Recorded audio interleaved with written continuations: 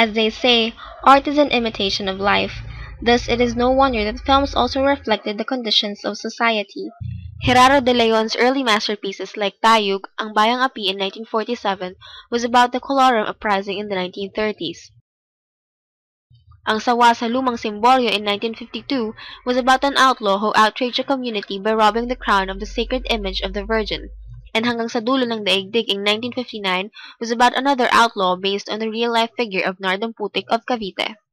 Films that time also highlighted the desire of people to forget about the suffering they had experienced during the war. Hence, amnesia became a popular theme. In May Umaga Pang Darating, Carmen Rosales suffers a head concussion just before the war and loses her memory.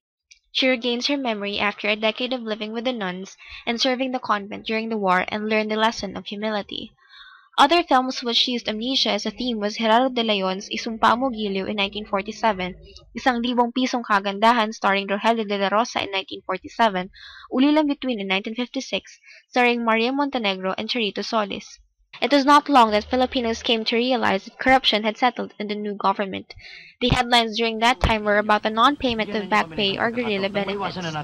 In Hook sa Bagong Pamumuhay, the check expected by Jose Padilla Jr. did not arrive.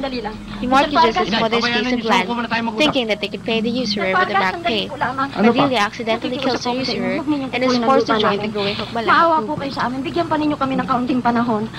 Inay, huwag na kayo makiusap sa kanya. Total walang puso yan, tao yan.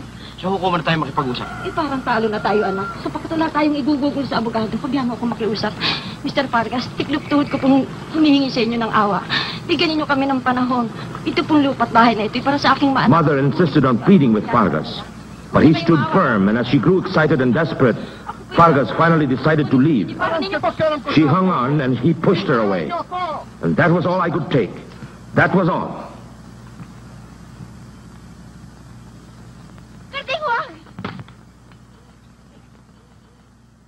The Hook Balahap movement came to national prominence.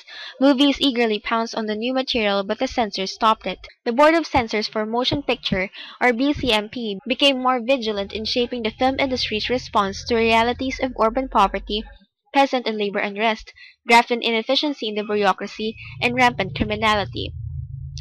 In films like Ako Raw Ay Hook, Labi ng Bataan, Barilo Araro, and Bisig ng Magagawa, the post-war agrarian problem was portrayed to have originated in the war. In Anak Dalita in 1956, a Korean War veteran, Vic, played by Tony Santos Sr., finds his mother dying in the slums. The film was shot in the ruins of Manila Cathedral, which was bombed during the Second World War and had been a temporary shelter for the victims of war and poverty.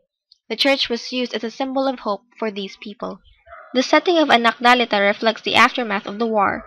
Even in the 1950s, Anak Dalita already reflected today's social issues such as problems of illegal settlers in urban spaces. A film by the LVN Productions tackled agrarian problems, starring Tony Santos and Rosa Rosal was Manuel Silos' Biyaya ng Lupa in 1959. The couple planted lanzones in their piece of land, hoping that these would bring them good fortune in the future. Evident in the film were the biblical characters. The Blessed Virgin Mary was seen from time to time. Rosa Rosal's character was named Maria. The altar of the house with the statue of the Blessed Virgin was also shown, and the Virgin Mary was also acknowledged as the one who made lanzones, which was once a poisonous fruit, into an edible one. Arturo, one of Maria's sons, went to Manila to seek for a better life. He came back only to get his share of the land. Maria was forced to sell the land just to give Arturo the money he needed for his wedding. He then came back again to his family after his wife left him, and asked for his family's forgiveness just like the prodigal son. Family was a central theme in Bayaya ng Lupa and among other Asian films. If film is a mirror of the sentiments of its time, then it has wittingly captured the tragedy of post-war era, the festering decay of morality, the growing corruption, and the amnesia of history.